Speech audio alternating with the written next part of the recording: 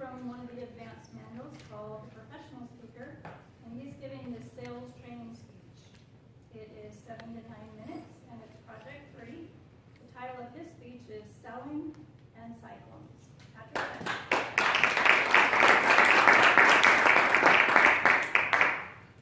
I grew up in Indiana, and we had a lot of tornadoes. I don't know if anyone else is from the Midwest or from, it's just this flat country where we don't have mountains to protect us from these horrible things, these twisters. And all the time when I was growing up, we were always having sirens go off in my kid mind.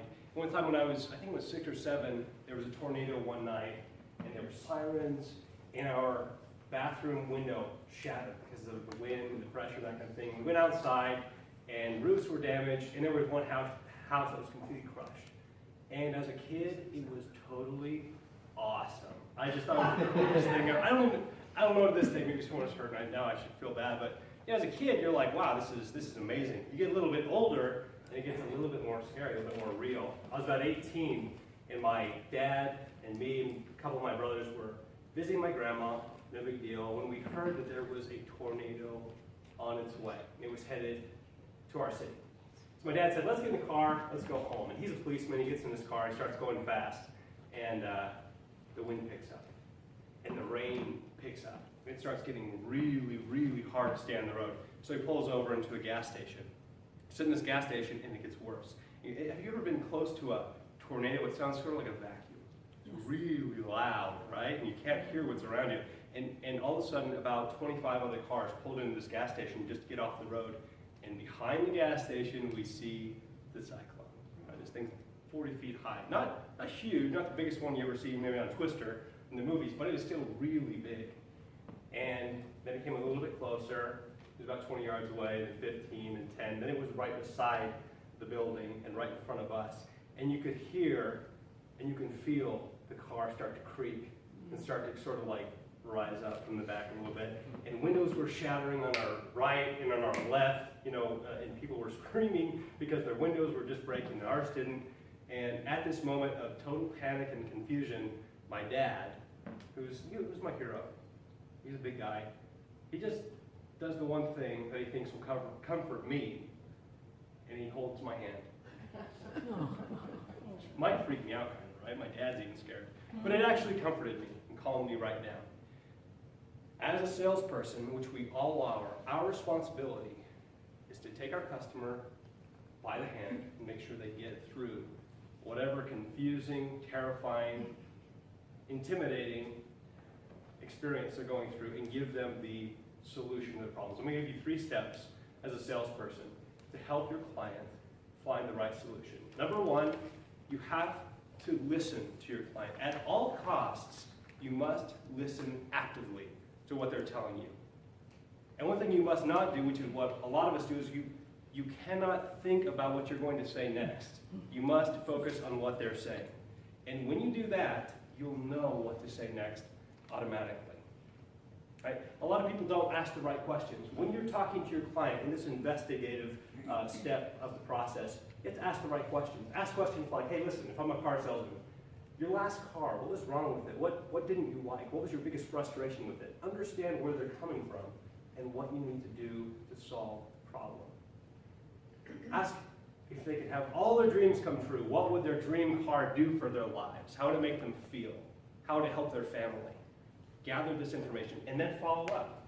Make sure you understand. If I understand right, Mrs. Jones, you've got 5 kids and you're busy and you need something that's going to get you to where you need to go and you still want to look good doing it and you want to be safe. Is that right? And make sure you got the listening down correctly. Number 2, be the expert for your client. Don't be the salesperson pushing everything at your client. If she's got 5 kids and she wants something that's spacious and it's going to get her where she needs to go, don't take her to the subcompact car lot, right? Take her to the SUVs and the vans and that kind of thing. Know what they want and be the expert. Now, something we run into a lot as experts, and when we're selling something, especially if it's a product or service, our clients will try to pit us against our competition. Have you noticed that? They'll say, well, the car dealership down the road's got the same car and it's for this price. Or the carpet cleaner down the road's got this service going and it's a little bit cheaper. Or the person offering this product or that product. At all costs, do not condemn your competition. This is a chance for you to remain neutral or positive about those who you're competing against. Because guess what? If you run down your competition, if you say this person's dishonest, they're not going to do a good job, you're not going to be satisfied, what they will remember about you is that you're a negative person. It'll rub off on you because this is the first impression you're giving. I remember when my wife and I were dating. Remember when you were dating your spouse and you both had lots of friends to get to know, and now you don't have any friends because you're married? That's how we are. Anyway, she used to have a lot of friends back before I drove them all away, I guess.